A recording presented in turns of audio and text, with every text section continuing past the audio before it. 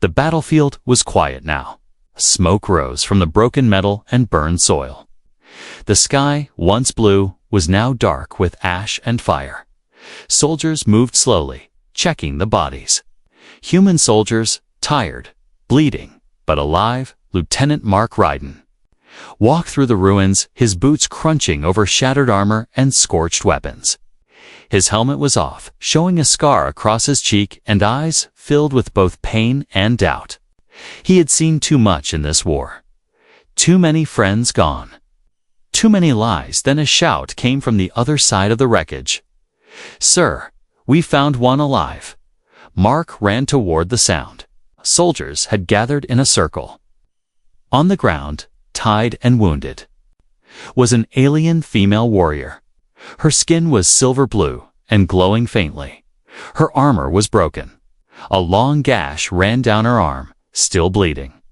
Her eyes sharp, cat-like, and Golden stared up at them without fear. "It's her," one soldier whispered, "the Blood Hand, the one from Sector 9.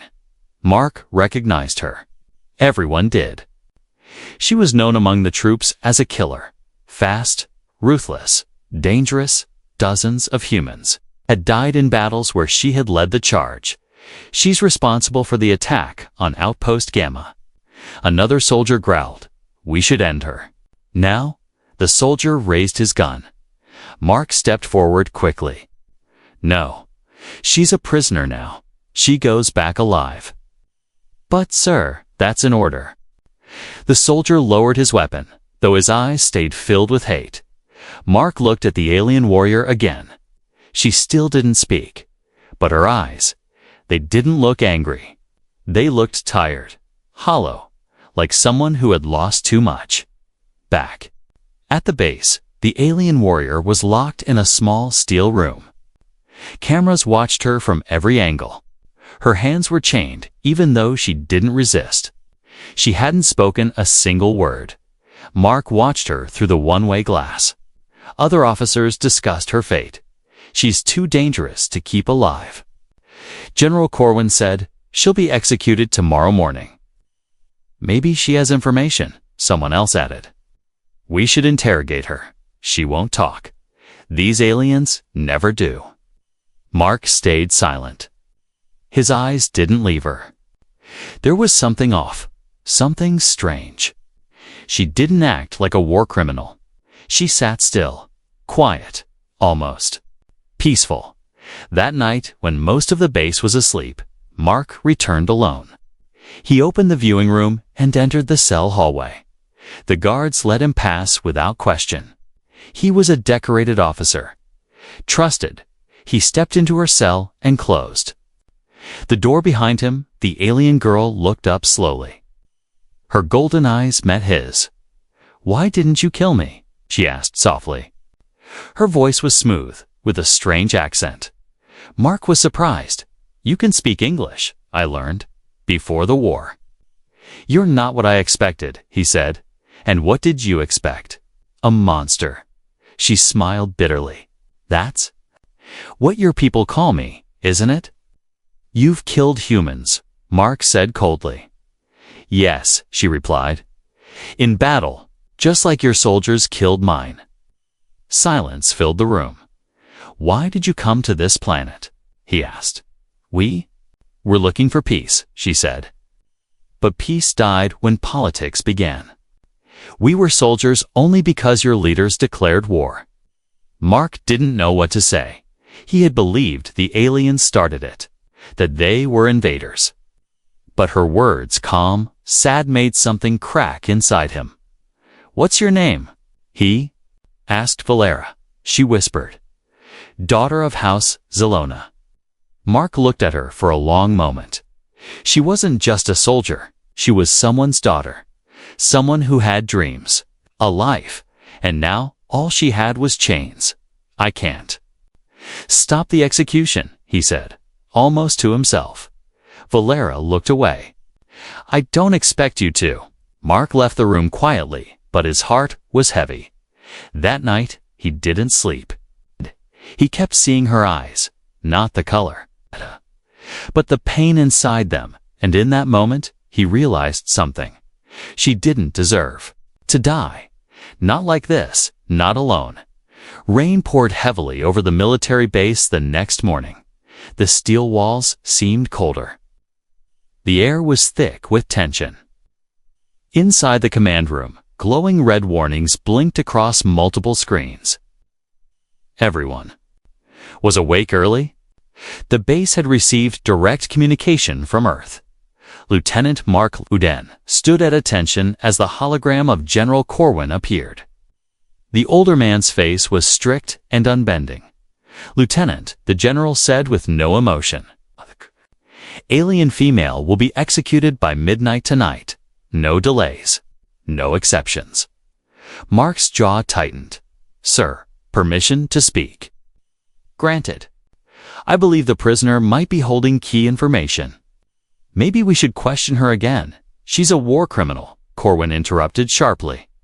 "This is not a discussion. The council has voted. Her execution is a political message. We need to remind the galaxy who holds power." Mark's hands curled into fists behind his back. He gave a stiff nod. "Understood, sir."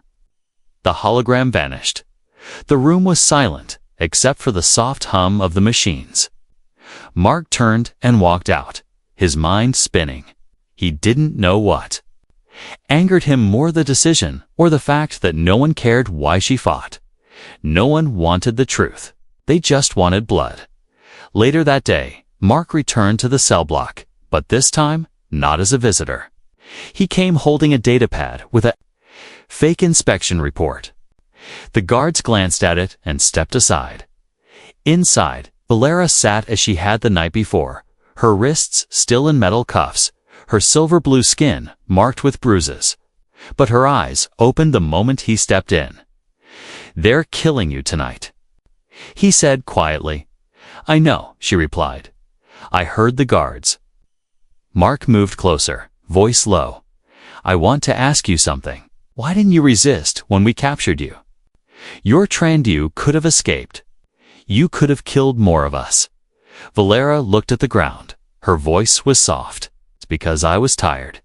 Because I was ready to die." Mark stared at her, stunned.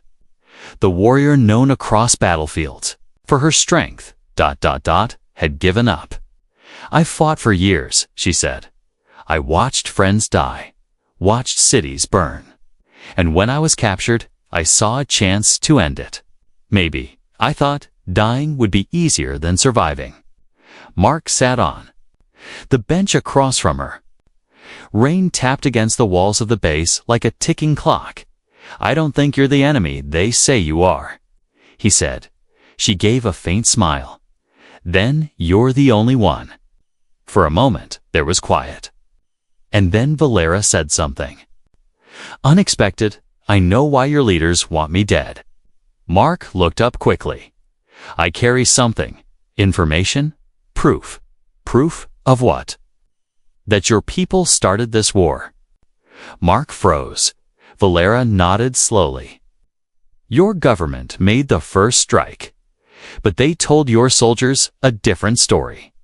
They needed a reason to take our land, our minerals. They made us the enemy. If that's true, why haven't you said anything? Because no one would believe me. And even if they did, they'd silence me, just like they're doing now."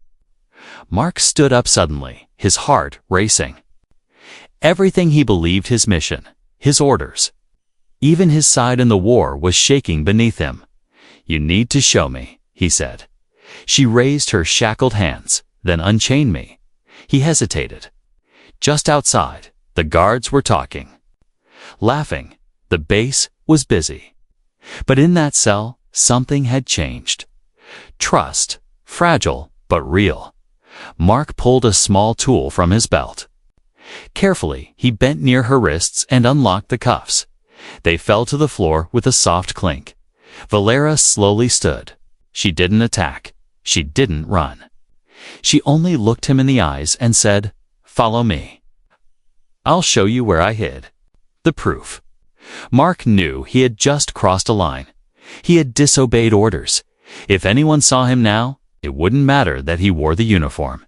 He would be branded a traitor. But deep down, he also knew he couldn't walk away from this. Not anymore. The base was quiet that night, too quiet. Most of the soldiers were either asleep or deep in the lower training decks. Rain still poured over the roof like a steady drumbeat, masking smaller sounds, footsteps, metal clicks, and the hum of energy. Doors. Lieutenant Mark Ryden moved like a shadow through the dim corridors, his face calm, but his mind burning with fear. One mistake, one camera, one curious guard, and everything would collapse. But he had made his decision. Valera moved behind him. Dressed in a dark cloak he had stolen from the storage unit. Her glowing skin was mostly hidden, and her head was lowered. She followed closely, without a word, her steps silent like a ghost. They reached the first checkpoint. A single guard sat half asleep, his boots on the table, a mug of warm synth coffee in his hand. Mark walked up, flashing his ID badge. Transfer. Order, Mark said flatly. I'm moving the prisoner to level 3. The guard blinked, confused. At this hour, Mark kept his face cold. General's orders. The guard sighed and waved them through. Once they passed the gate and turned the corner, Valera whispered, "You're risking everything." "I know," he muttered. "Don't make me regret it." They moved deeper into the base's underbelly, through tunnels not used for years, paths only senior officers knew about. Cracked pipes, flickering lights, and peeling walls surrounded them. Water dripped from above, echoing through the dark. Mark reached a sealed hatch with an old scanner. "This leads to the outer supply tunnel," he explained. "No patrols, just cameras. Can you disable them?" She asked. "Already did," he said, showing a small jammer device. She nodded. "You planned this well." He didn't answer. He didn't want to admit it. He had started planning it. The moment he looked into her eyes and saw a person, not an enemy. With a hiss, the hatch opened. A wave of cold air hit them. Beyond the door was a narrow tunnel lined with rusted metal, stretching toward the dark hills far outside the base. Lightning flashed in the distance. They stepped inside. Suddenly, alarms blared behind them. Sirens, warning. Unauthorized access. Cell 41 open. Mark cursed under his breath. Someone noticed. "What now?" Valera asked, her voice steady. "We run." They bolted through the tunnel. Behind them, red lights began blinking. Footsteps echoed from the hatch. Shouts filled the tunnel. "He's escaping with the prisoner." Mark fired back blindly to slow them down, while Valera grabbed his hand and pulled him faster. The exit hatch appeared at the end, half buried in dirt and rain. Together, they shoved it open. Outside, wind and lightning greeted them like a storm. God, the cold bit at their skin and thick mud pulled at their boots. "Where?" she asked. "There's an old observation cabin to clicks east," he yelled over the rain. "We hide there until the tracker in your cell wears off." They ran. Through the wilderness, slipping, falling, rising again. Back at the base, chaos spread. Lock down the gates. Seal all exits. Lieutenant Ryden has gone rogue. General Corwin stared at the red alert screen. His face twisted in rage. "He just made himself an enemy of the state," the general growled. "Bring them back, or bring them both down." Far ahead, Mark and Valera reached the edge of the forest. The wind slowed. Trees swayed. Mark collapsed near a tree, breathing hard. Valera fell beside him. "You okay?" he asked between breaths. "I've had worse," she said, smirking slightly. He laughed weakly. "So, we're traitors now." "No," she said softly. "You're the only human who saw me as more than a weapon." Mark looked at her, truly. Looked at her, mud on her face, blood on her lip, but her eyes still held strength. Maybe the world called her an alien, but tonight She was simply a person who wanted to live. And he had given her that chance, even if it meant losing everything. The sun had not yet risen. The forest remained silent except for the soft rustling of wind through alien trees. Strange birds called out in short cries, and glowing moss lit the base of the trunks with a pale blue hue. Somewhere in the distance, thunder rolled again, inside a half-broken observation cabin. Mark sat by the window, rifle in hand, eyes scanning. The forest, they had made it through the night, but they were not safe. Valera lay quietly on the floor, wrapped in an old thermal blanket. Her silver-blue skin shimmered faintly in the dim light, but her breathing was steady now. She had barely spoken since the escape. The run had drained her strength. Mark, too, was running on fumes, but he couldn't rest. They were being hunted, not by strangers, not by aliens, but by his own people, by soldiers who once stood beside him. In battle, the same people who would now shoot him on sight. A sharp beep came from the cabin's corner. Mark pulled out a portable scanner from his belt. A red dot blinked on the screen. Multiple signals. Approaching fast. "They've found us," he muttered. Valera sat up, slow but alert. "How long do we have?" 10 minutes. Maybe less." She stood, her movements still stiff. "Then we don't stay." Mark grabbed the rifle and looked out one last time. Fluchas's own team was coming. The same men who once toasted with him after victories. The same men he had trained with. One of them was even like a brother. And now, they were his executioners. He turned to her. "We run north. There's an old cave system. I used it during scout missions. We can lose them there." She nodded. "Lead the way." They moved fast. Branches whipped at their faces as they darted through thick undergrowth. Valera stumbled once, but didn't fall. Mark reached out without thinking and caught her arm. Their eyes met for half a second, enough to say, "We survive." Together, behind them, voices called out. "Lieutenant Ryden." "Surrender now." Mark didn't stop. Shots rang out. Trees splintered. Mud flew. They dived behind a fallen log. "Give her up, Mark," a voice shouted. "Don't throw your life away." Mark recognized the voice of Sergeant Keller, his old friend. "You don't know the truth," Mark shouted back. "You betrayed us." "No. They betrayed all of us." There was silence. Then more gunfire. Valera pulled out a small alien device. From her belt round, glowing faintly. "Smoke beacon." 5 seconds. She pressed it. The air exploded in a thick gray fog. They ran again, through trees, over rocks, slipping on wet roots, until finally they found the cave mouth. Covered in vines and nearly invisible unless you knew it was there inside. It was cold and dark. They moved deep into the tunnels. Mark used his wrist light to guide them. Water dripped from above. Bats or something like them chattered far. Ahead, finally, after nearly 30 minutes of crawling and climbing, they found a wide chamber. Safe for now, they collapsed on the stone floor, both breathing hard, both silent.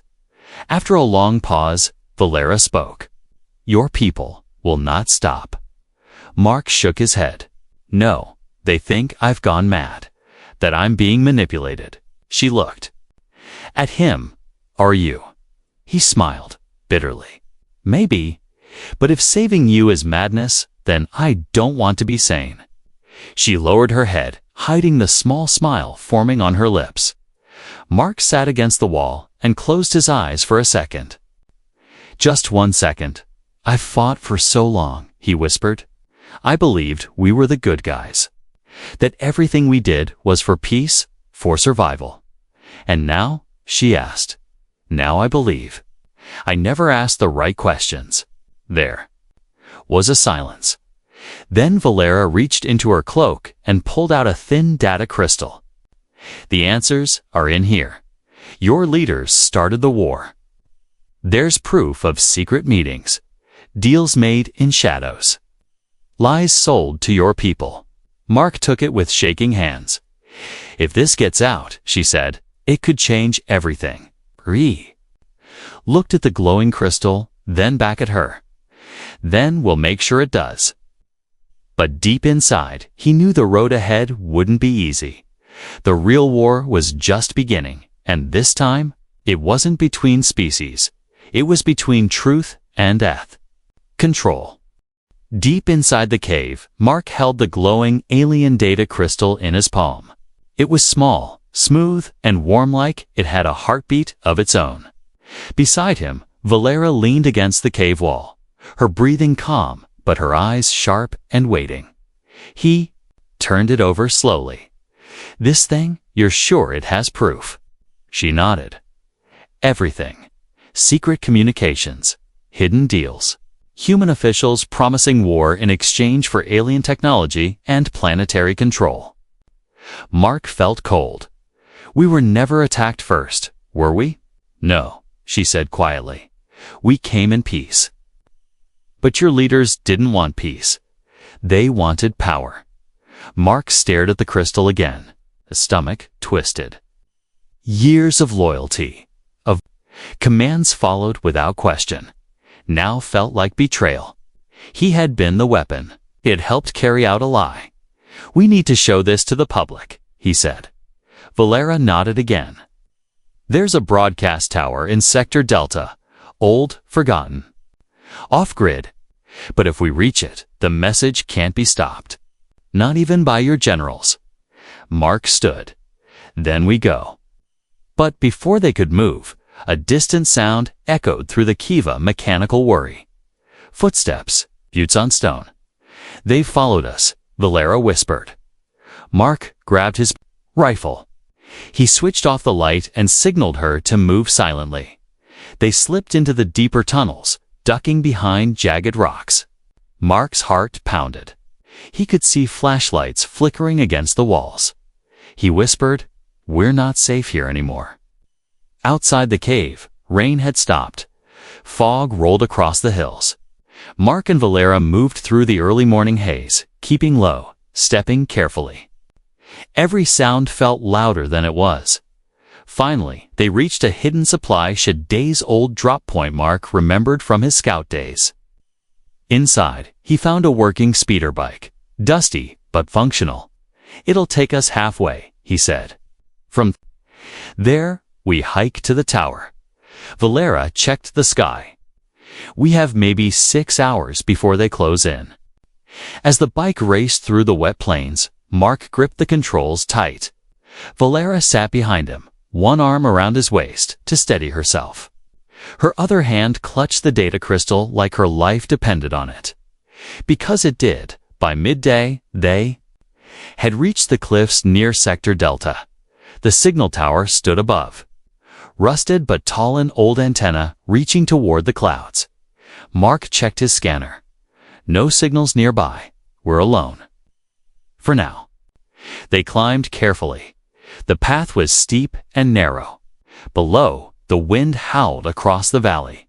Above, the tower blinked with a faint red light dot at the top. They entered the control room. Dust coated everything. Broken screens, old cables, dead consoles. But the central broadcast unit still blinked faintly. Mark looked to Valera. "Ready?" She handed him the crystal. He slid it into the port. The screen flickered. Then a soft chime. Data uploading. But, suddenly, red flashing. Lights, unauthorized transmission detected. Mark's eyes widened. They've found us. He pulled his weapon, scanning the stairs. Valera moved to the console. Her fingers danced across the controls. "I can speed it up." "Do it." Gunfire exploded outside. Mark ducked. Soldiers had arrived, black armored units from Earth's elite team. The ones sent when someone needed to disappear quietly. "You don't have to do this, Mark," a voice shouted. "Give her up and walk away." He fired back. "I already made my choice." Behind him, Valera pressed the final key. Upload. Complete. Broadcasting. Holograms lit the room. Images of generals meeting with alien smugglers. Secret war declarations. Maps marked for invasion before the war began. The truth was out. Across the stars, screens lit up. Civilian channels, military feeds. Unfiltered, undeniable. Mark turned to Vel Ray. Her eyes were full of tears. "You did it," he said. "They did it, but the fight wasn't over." Explosions rocked the stairs. More troops coming. Mark grabbed Valera's hand. "We move. Now." They slipped out a side hatch and ran down the back cliffside as the tower behind them burned from return fire. But the message had already spread. The war would never be the same, and neither would they. The mountain behind them burned. Smoke curled into the sky as the old tower collapsed, flames licking at its sides, but the truth had already escaped. The broadcast was complete. Across the galaxy, the lie was dying. But now, so were their chances of survival. Mark and Valera ran through a narrow canyon, wind tearing at their clothes, boots sliding over gravel. They were bleeding, tired, hunted. But they didn't stop. Their enemies knew now. Not just soldiers, but the ones in command. The powerful. The corrupt, they'll erase us, Valera said breathlessly. Even if the message spread, they'll call it fake. They'll bury it with our bodies. Mark stopped suddenly, pulling her behind a large rock. Above them, small hover drones zipped by, scanning the cliffs. He waited until they passed before, whispering, "Then we don't run anymore." She blinked. "What do you mean?" He looked her straight in the eyes.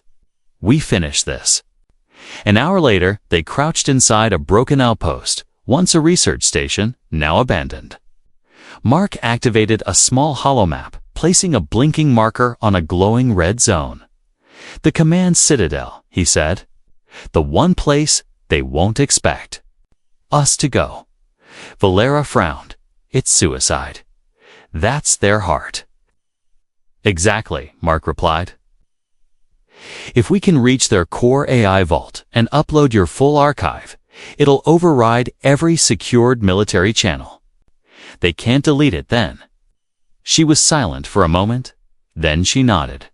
"One last mission," she said. "Together." Night fell by the time they reached the citadel walls.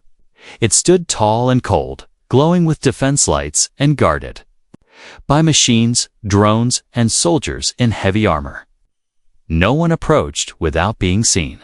But Mark had been trained for this, and Valera was faster than any human. Together, they slipped through the darkness, using shadows, hacked cameras, and silent takedowns. They moved like ghosts through steel dot inside the citadel. The halls were white and sterile.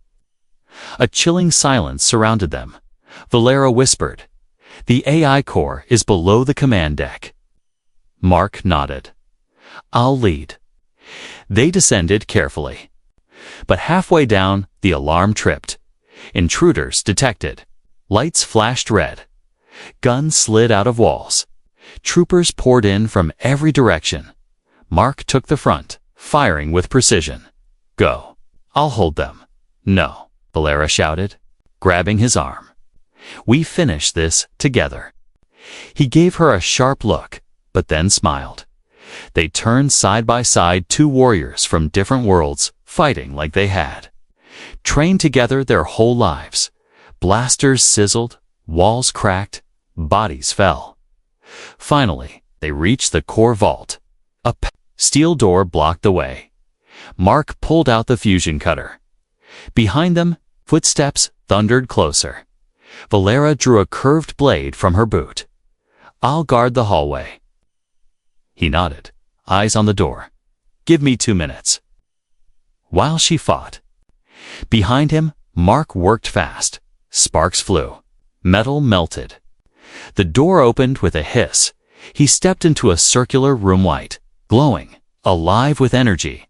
In the center was the AI interface. He inserted the crystal, uploading files. "Please wait." Outside, Valera screamed. He rushed back out. She was surrounded, bleeding, barely standing, but still fighting. Mark raised his gun and fired through the hallway. Driving the attackers back, she collapsed into his arms. "I'm okay," she gasped. I'm okay." He carried her into the AI room. The upload was at 98%. Explosions shook the floor. More enemies were coming, but neither of them moved. Then the system chimed. Upload complete. Broadcast initiated. All across every secured military channel. The truth appeared and changed. It's undeniable. High-command orders. Video recordings, dates, names, lies, everything. It could no longer be hidden. Mark exhaled. It's done. Valera leaned her head against his shoulder. Then it was worth it. Suddenly, the inner door opened. Elite soldiers stepped inside, guns pointed. But the commander didn't fire. Instead, he held up a hand. His helmet slid back, revealing a grim face. "You really did it," he said. "They're calling us off. Orders are changing." Mark lowered his weapon slowly. "You're not under arrest." The commander shook his head. "Not anymore. The galaxy saw what you sent, and people are listening." He looked at Valera. "You, both of you, may have just ended the war." Mark and Valera glanced at each other. Broken, bleeding, but alive, and finally, Bird. The war didn't end in a blaze of glory. It ended in silence and truth. For the first time in years, the battlefield grew still. Soldiers on both sides lowered their weapons, watching the same message play across their screens on ships, in bunkers. Inside cities long scarred by war, a human voice spoke clearly, with pain but also conviction. This war was never about peace. It was built on lies, on greed, on power. Behind the voice were images, files from the AI core, broadcasts of secret meetings, orders that betrayed both sides. And then came her voice, Valera's voice. "I was labeled a monster, but I only ever wanted to live, to protect my people, to understand yours. What you were told about us is never the truth." The galaxy listened, some with rage, some with tears. Some with tears, some with hope. Far from the noise, in a quiet green valley untouched by fire, Mark and Valera sat beside a flowing stream. The war was over, but the wounds ran deep on the ground, and in their hearts, Valera's shoulder was bandaged. Mark had a brace around his ribs, but they were alive, truly alive. "Do you think they'll believe us?" she asked softly. "They already do," Mark replied, watching a small drone fly overhead. It blinked blue, a new symbol, Peacekeeper class. "No weapons. Some hate us," she said. "Call me a killer. Call you a traitor." Mark smiled faintly. "They can call me what they want. I'd rather be hated for doing the right thing than praised for staying silent." She looked at him with tired eyes. "You gave me back my life." He shook his head. "You gave the galaxy a second chance." News from across systems poured in. Military leaders were stepping down old alliances. Crumbled new peace talks had begun with both human and alien voices at the same table, for the first time.